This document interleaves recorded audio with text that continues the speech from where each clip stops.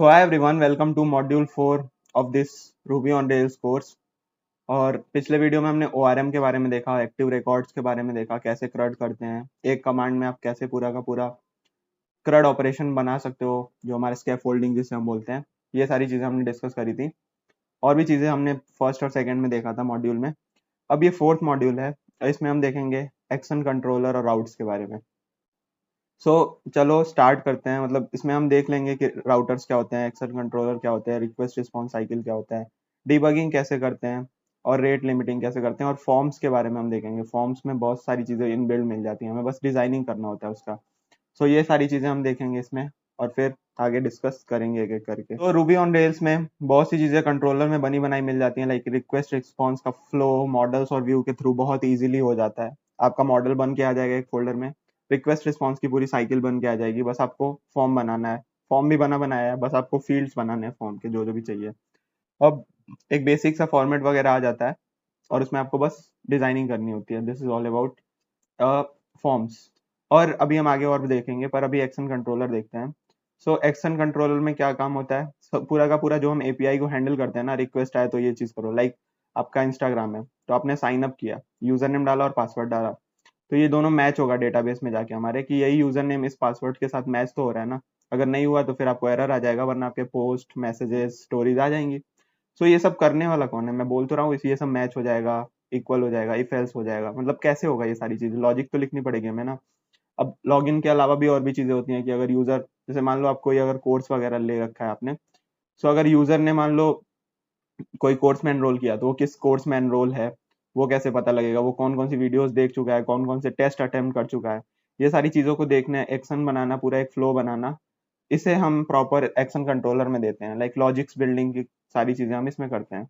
इसमें ये सब करना, session management, parsing, request response cycling बहुत ईजी होती है हमारे रूबी ऑन रेल में। ठीक है, नेमिंग कन्वेंशन होता है कि जो भी हमारा, मान लो हमने कोई एक मॉडल बनाया, तो उसके नाम से जो भी उस मॉडल का नाम होगा और underscore controller dot RB file होगा, उसके अंदर हमारा मेन कंट्रोलर फाइल होगा, उसके अंदर हम एपीआईज बनाते हैं और काम करते हैं सारा कुछ जो भी हमें करना होता है। ये सब करके वो खुद ही देता है। अब एक्शन आता है रेल्स में। ये एक मेथड होता है जो कॉल होता है। जैसे मान लो हमारा इंडेक्स है, इंडेक्स एक्शन क्या करेगा कि एक, नहीं, ऑल पोस्ट दिखाएगा। ठीक है, डिफाइन इंडेक्स, ये एक वेरिएबल में पोस्ट डॉट ऑल, ये हमने पिछले वीडियो में डिस्कस किया था कि ओआरएम क्या होता है। पोस्ट को सारे स्टोर कर लेगा और जहां भी @पोस्ट लिखोगे ना, index dot HTML dot ERB या फिर जो भी हमारा टेम्पलेटिंग वाला इसका फाइल होगा उसमें, सारे पोस्ट वहां पे आप लूप कर सकते हो, या किसी के अंदर जाना पोस्ट डॉट, मान लो किसी पोस्ट के टाइटल को दिखाना है तो पोस्ट डॉट टाइटल एक लूप में करके चला सकते हो आप। पैरामीटर्स भी आप पास कर सकते हो परम्स के थ्रू। लाइक अगर फॉर्म बना रहे हो तो उसके अंदर पैरामीटर पास करना होता है। ये नीचे हम यूजर डॉट पैरामीटर लिख के रिक्वायर करते हैं कि यूजर वाला जो हमारा फ्लो है उसमें दो ही चीज परमिट करो, नेम और ईमेल। उसके थ्रू हम पूरा का पूरा यूजर बना सकते हैं, या जो जो भी आप चाहो वो परम्स के थ्रू पास कर सकते हो और ऐसे उसे यूज कर सकते हो। ये मेथड होता है।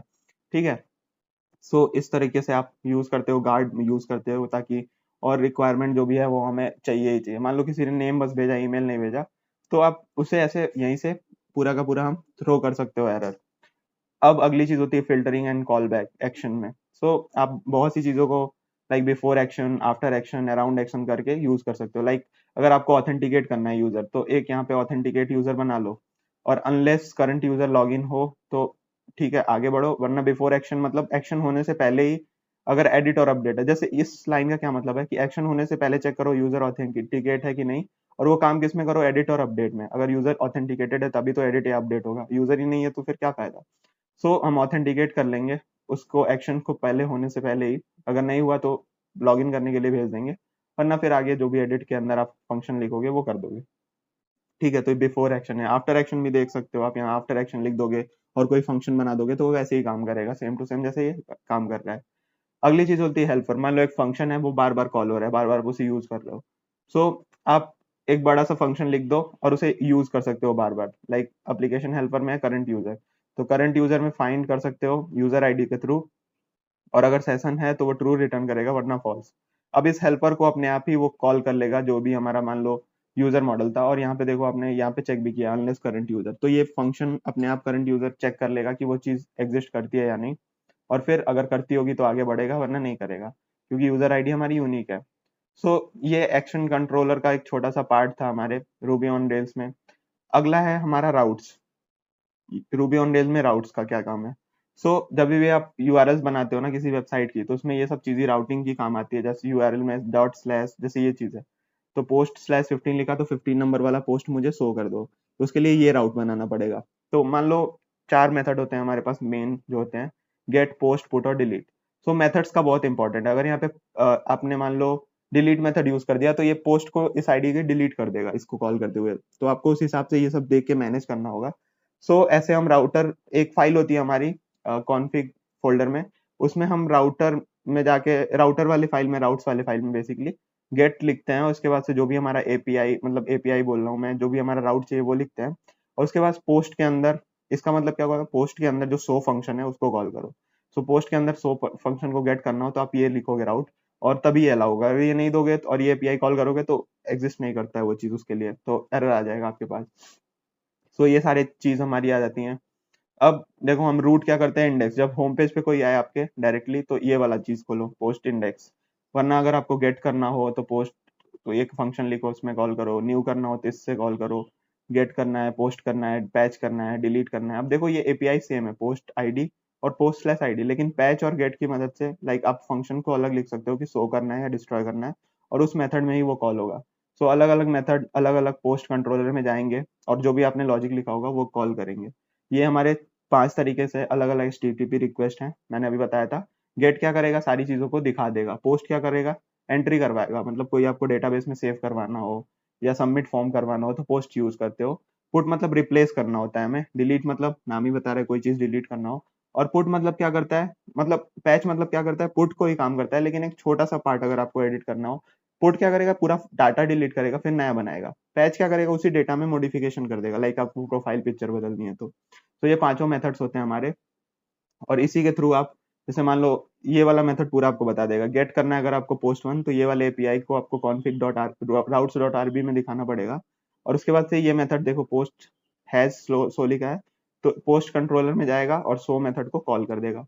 ये चीज करने पे आपको ये सारा कुछ होके आपको सारे पोस्ट मिल जाएंगे जो भी डेटाबेस में है, और आपको उसे दिखा सकते हो ऐसे सो html.erb फाइल में। ये 4 चीज लिखने से आपकी सारी पोस्ट शो हो जाएगी। अब अलग अलग और मेथड होते हैं, लाइक रिसोर्सेज, पोस्ट लिख के स्लैश हर, देखो यहाँ पे अब हर जगह पोस्ट पोस्ट आ रहा है, तो आप रिसोर्स पोस्ट लिख दिया, अब उसके अंदर जाके आप नेस्टिंग भी कर सकते हो, पोस्ट के अंदर न्यू आईडी और एडिट जो भी आप चाहो ऐसे लिख सकते हो। ऐसे अलग अलग मेथड्स होते हैं हमारे। हम अलग अलग मेथड्स कुछ बने बनाए सेशंस वाले हैं, जैसे सेशन क्रिएट करना हो तो ऐसे लॉगिन पे सेशन क्रिएट कर दो, सेशन डिस्ट्रॉय कर दो। ये सब सेशंस में हम जाके कर सकते हैं इजिली। अब कुछ चीजें हैं, जैसे आपको मान लो किसी राउट पे पोस्ट वाले फोल्डर में बस शो करवाना है, आपको डिलीट विलीट नहीं करवाना है पोस्ट को। किसी, मान लो आपको एपीआई चाहिए जो डिलीट ना कर पाए किसी चीज को, आपने 2 ही एपीआई बनाई है, तो ऐसे करके आप ओनली लिख दोगे ना, तो केवल 2 ही एपीआई इस पे कॉल हो सकती हैं, उसके अलावा नहीं कॉल होंगी कोई भी। जैसे मान लो पोस्ट शो और इंडेक्स कॉल होगी, मतलब गेट कॉल होगी बस बेसिकली, और कोई नहीं, पोस्ट नहीं हो पाएगा अभी के लिए, अगर इतना ही लिखा है केवल तो। अलग अलग चीजें हम कर सकते हैं। रिसोर्सेज के अंदर हम नेस्टिंग वगैरह भी कर सकते हैं। रिसोर्सेज, अब देखो यही मैं बता रहा था ना, कि अगर आपको चाहिए कि पोस्ट सबके आगे आए, तो पोस्ट स्लैश कमेंट्स, ठीक है। पोस्ट सबके में नाम में आएगा, यहाँ पे लिखा है मैंने रिसोर्सेज में। कमेंट्स भी सबके नाम में आना चाहिए, जैसे कमेंट्स सबके यूआरएल में आना चाहिए, बेसिकली मैं नाम बोल रहा हूँ। पोस्ट आना चाहिए और कमेंट्स आना चाहिए, और उसके अंदर ये पूरा नेस्टिंग होके काम करेगा। और आप एक चीज और कर सकते हो, अगर आपको टेस्ट करना है कितने राउट्स हैं, रेस राउट लिखो, जितने भी आपके राउट्स होंगे वो आ जाएंगे। आप देख सकते हो कि किस जगह पे जाना है, कौन सा फंक्शन कॉल हो रहा है, कौन सा लाइक फाइल हो रहा है, कौन सा मेथड है। ये सब आप कर सकते हो। कुछ टेस्टिंग के भी मेथड हैं कि आप चेक कर सकते हो कि एजर्ट, जैसे एजर्ट जनरेट्स है, तो आप एपीआई दो, कंट्रोलर का नाम दो, एक्शन दो और आईडी दो, और वो खुद करके दे देगा।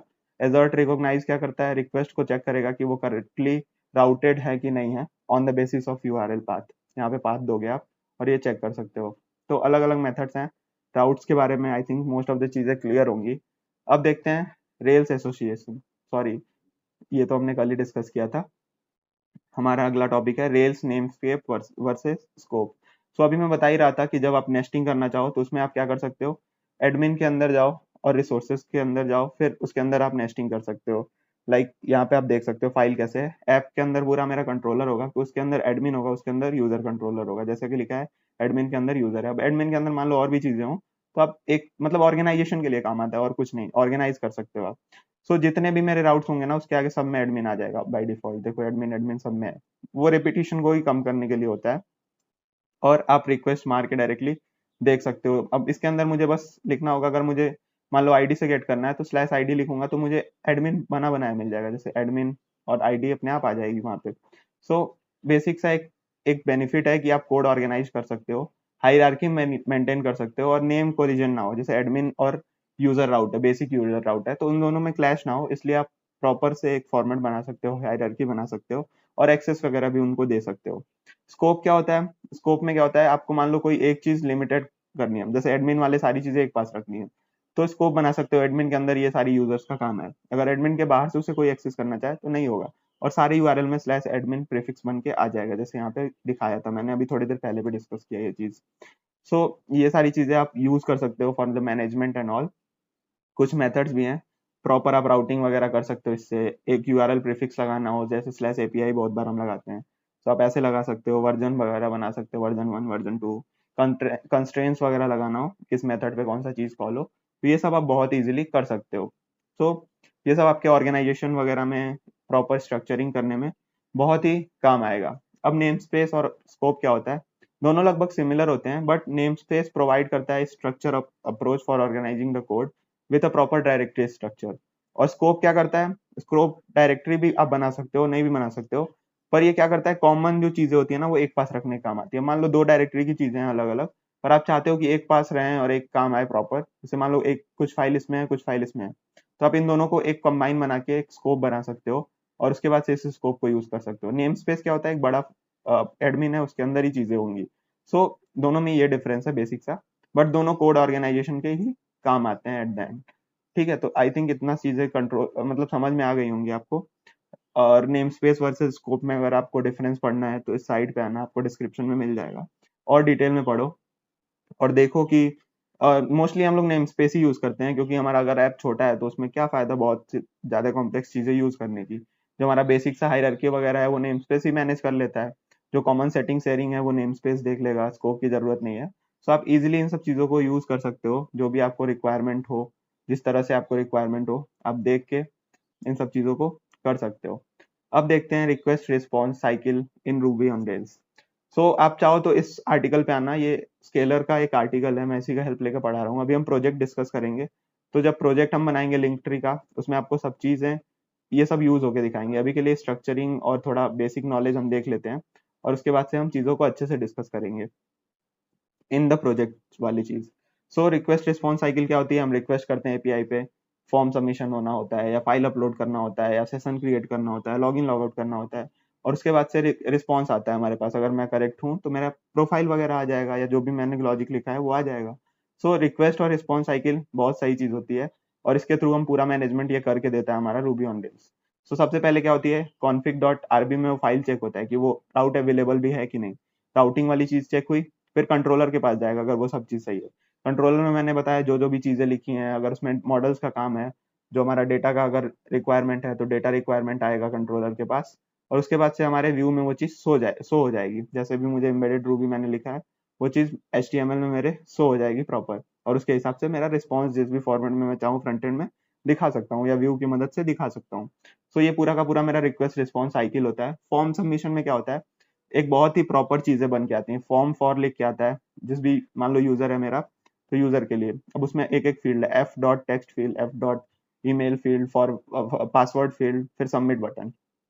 सो ये अलग अलग मेथड्स बन के आते हैं। आप चाहो तो इसे डिजाइन कर सकते हो, ये कुछ आपको करना नहीं, इसी फॉर्मेट में लिखना है बेसिक सा, और आपका फॉर्म पूरा बन के रेडी हो जाएगा, पूरा पोस्ट रिक्वेस्ट वगैरह सब बन जाएगी, और इसको आप डिजाइन कर दो बस। अब जब भी आप सबमिट रिक्वेस्ट मारोगे तो ये वाला मेथड कॉल हो रहा है, देखो क्रिएट वाला मेथड कॉल होगा, और उसके अंदर परम्स में ये सारी चीजें आ जाएंगी। तो मैंने परम्स में देखो 3 चीजें ली हैं, और ये तीनों को आप डायरेक्ट यूजर डॉट सेव करके न्यू यूजर बना के परम्स को आप उसे हैंडल कर सकते हो कि आप बना लो, यूजर को सेव कर लो। सो अलग अलग चीजें हैं। फाइल अपलोड भी आप परम्स के थ्रू ही डायरेक्ट ले सकते हो। फाइल के फॉर्मेट में आप इसे भेजना है और फील्ड का नाम बस फाइल देना है।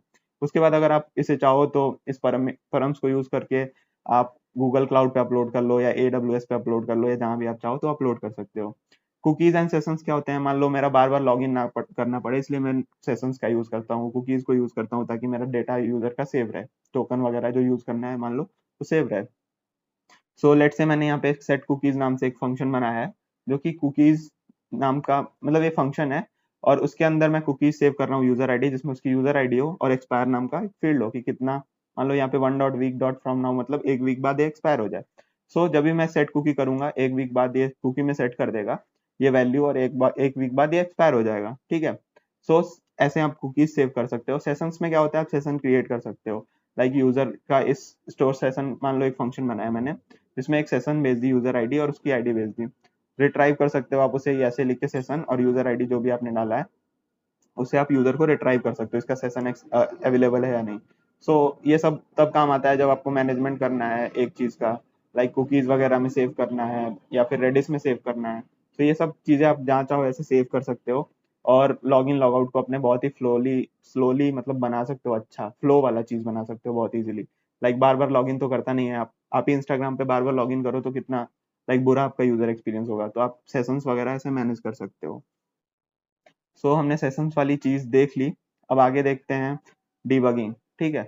सो डीबगिंग जो हमारा होता है वो एरर फिक्सिंग वगैरह के काम आता है, और इसे भी रूबी ऑन रेल्स बहुत इजी करके हमें देता है। एमवीसी आर्किटेक्चर में हम प्रॉपर डीबग कर सकते हैं, लॉग कर सकते हैं, जो हमारे एरर पेजेस हैं उनको लाइक आप कंसोल में जाके देख सकते हो, उसे हैंडल कर सकते हो, लाइक हर स्टेप पे आपको हैंडल करना होगा कि कहीं भी कुछ गड़बड़ हो तो आपको वापस से पूरा आपका सर्वर ही ना बंद हो जाए, नहीं तो पूरा यूजर सारे कुछ मान लो छोटा सा भी एरर होगा तो सबके लिए वो प्रॉब्लम क्रिएट करेगा।